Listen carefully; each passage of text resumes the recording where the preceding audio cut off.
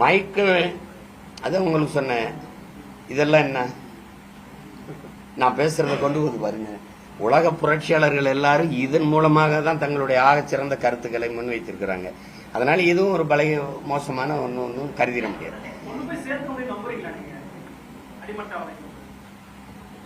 என் பிள்ளைகளை நான் நம்புறேன். என்னுடைய பிள்ளைகளை நான் நம்புறேன். அவங்க கொண்டு போய் சேர்ப்பாங்க. நீங்க பாருங்க, நாளையில இருந்து அதிரும். இப்பவே அதிரும். இன்னும் கொஞ்சம் நேரத்துல இதுதான் போடுவாங்க. நீ எந்த சின்னத்துக்கும் வாக்கு கேட்கலாம், என் சின்ன இல்லாம கேட்க முடியாது.